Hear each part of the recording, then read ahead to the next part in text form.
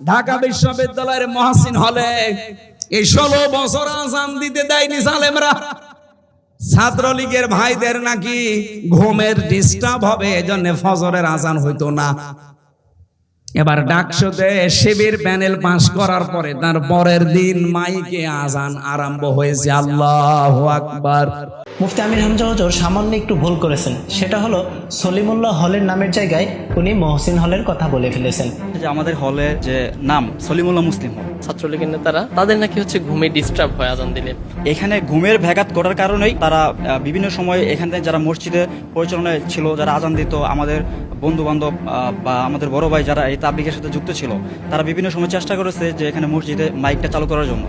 তবে এইটা হচ্ছে প্রশাসনিক জটিলতা প্লাস এই হলের যে ছাত্র সংগঠন নামে যে ছাত্রলীগ ছিল বা আগেও যে অন্যান্য ছাত্র সংগঠনগুলো ছিল, তাদের বাধার কারণে মূলত এই মাইকটা চালু করা সম্ভব হয়েছিল না।